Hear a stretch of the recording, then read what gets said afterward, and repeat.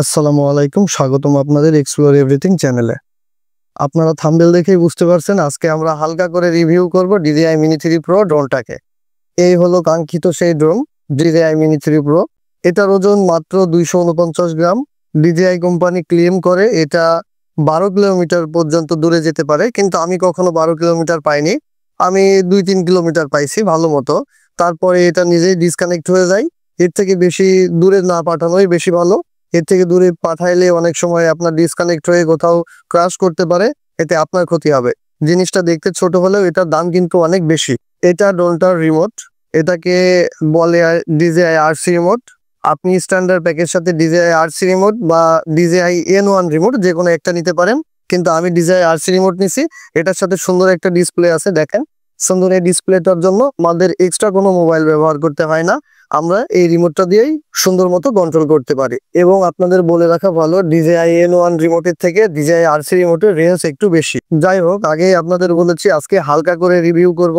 একটু পরে আমরা ড্রোনটা বাইরে নিয়ে গিয়ে ফ্লাই করব। আপনাদের সুন্দর একটি জিনিস দেখাবো যে আসলে বিশ্বাস কাকে বলে, যে একটা যন্ত্রকে এতটা বিশ্বাস করা যায়, এটা আজকে আপনাদেরকে প্রমাণ সহ দেখাবো। তার আগে আমি ছোট্ট একটা গল্প আপনাদের সাথে শেয়ার করতে চাই। আমার ড্রোনটা কেনা প্রায় 3 মাস হয়েছে। এর মধ্যে আমি কখনো নাইট ভিডিও করার চেষ্টা করিনি। তবে 2-3 দিন আগে আমি রাতের ভিডিও নেওয়ার জন্য আমি আমার শহর মেহেরপুর গড়পুকুরের ওখানে যাই। ওখান থেকে আমি আমার ড্রোনটা ফ্লাই করার পরে সুন্দর একটা মসজিদের ভিডিও নিই। গড়পুকুরে যে মসজিদটা আছে ওইটার ভিডিওটা নেওয়ার পরে আমি চাচ্ছিলাম যে পুরো শহরটাকে ক্যাপচার করার জন্য। এজন্য আমি গড়পুকুরের ওইখান থেকেই আমি ফ্লাই করছিলাম আমি ছোট বাজারের দিকে। যারা আমাদের মেহেরপুরের তারা হয়তো জায়গাটা চিনবেন। জায়গাটার নাম হচ্ছে সোনাপট্টি। ছোট বাজারের দিকে যাইতে ঠিক সোনাপট্টির ওইখানে যাওয়ার পরে আমার ড্রোনটা আমার রিমোট থেকে ডিসকানেক্ট হয়ে যায়। তো আমার তো ভাই একদম শেষ। আমি খুব ভয়ে আছি যে আমার ড্রোনটার দাম প্রায় 1 লক্ষ টাকা। 1 লক্ষ টাকা দিয়ে ড্রোন কিনে এখন যদি আমার এরকম ড্রোনটা ক্রাশ হয় বা কোথাও পড়ে যায়, তাহলে আমার তো অনেক ক্ষতি হয়ে যাবে। তো তারপরে আমার ড্রোনটা আমার রিমোট থেকে 2-3 মিনিট ডিসকানেক্ট থাকে। তো আমি ওই 2-3 মিনিটে আমার যে কি অবস্থা হয়েছে আপনাদের বলে বোঝাইতে পারবো না।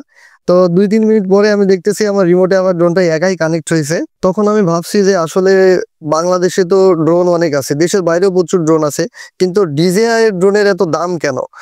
DJI ও ড্রোন তৈরি করে, অন্য কোম্পানি আছে যাদের, তারাও ড্রোন তৈরি করে, কিন্তু DJI এর ড্রোনের এত দাম কেন? আমি আসলে ওই দিনই বুঝছি যে DJI এর ড্রোনের আসলেই কেন এত দাম। তো আমার ড্রোনটা ডিসকানেক্ট হয়ে যাওয়ার পরে আবার যখন কানেক্ট হয়ে যায়, তখন আমি আসলে মনে অনেক আনন্দ পাইছি। পরে আমি দেখতেছি যে আমার রিমোট থেকে আপনার হোম পয়েন্ট আপডেট করা ছিল, ও নিজেই একা একা আমার যেখান থেকে আমি ফ্লাই করছি ঠিক সেই জায়গাতে এসেই ও ল্যান্ড করছে, জাস্ট 1 হাত মতো দূরে। তো আজকে আমি আপনাদেরকে সেই জিনিসটাই দেখাবো যে ও নিজে নিজে কিভাবে ল্যান্ড করে। আজকে আমি ড্রোনটা ফ্লাই করব। ফ্লাই করার পরে আমি হোম পয়েন্ট আপডেট দিয়ে ফ্লাই করব। হোম পয়েন্ট আপডেট দিয়ে ফ্লাই করার পরে আমি রিমোটটা এক জায়গায় রেখে দিব আমি নিজের হাত দিয়ে, বা আমি নিজে কোনোভাবে কন্ট্রোল করে ড্রোনটাকে জায়গা মতো নিয়ে আসবো না, আমি ল্যান্ড করাবো না। ড্রোনকে আমি নিজেকেই কমান্ড দিয়ে দিব যে তুমি নিজে নিজে ল্যান্ড করো। আমি দেখবো ও কতটা সূক্ষ্মভাবে ল্যান্ড করতে পারে, এবং আপনাদেরকেও সেটাই দেখাবো। আমরা আমাদের ড্রোন রিমোটের সাথে কানেক্ট করছি, দেখেন এখন কিন্তু রিমোটের ড্রোন কানেক্ট আছে। এখন আমরা আমাদের ড্রোন ফ্লাই করব। ফ্লাই করার পরে আমরা আপনাদের দেখাবো কিভাবে সে নিজে নিজে ল্যান্ড করে।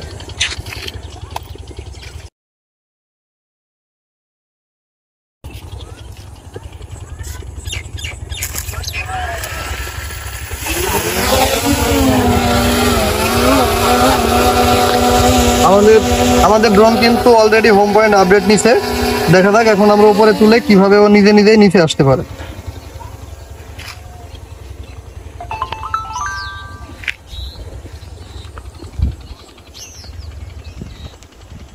আচ্ছা, আমাদের ড্রোন অলরেডি উপরে আছে, দেখেন আমাদের ড্রোন আমাদের থেকে 64 মিটার উপরে আছে।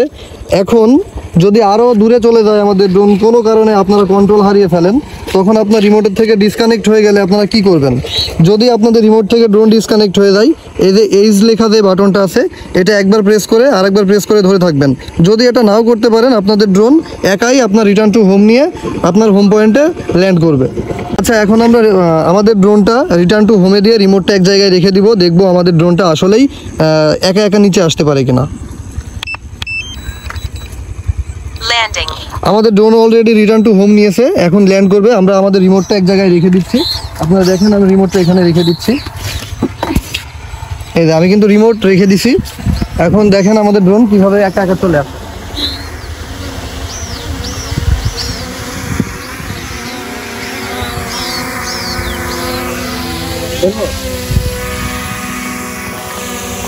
ও কিন্তু নিজে নিজেই এই নিচে ল্যান্ড করবে।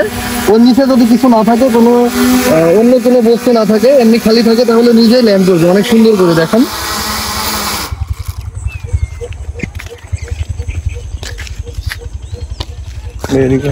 এই যে আমার ড্রোন, আর আমাদের রিমোট কিন্তু এখনো এখানেই রাখা আছে। সে কিন্তু নিজে নিজেই তার যেই স্থান থেকে সে ফ্লাই করছিল ঠিক সেই স্থানে এসে ল্যান্ড করছে।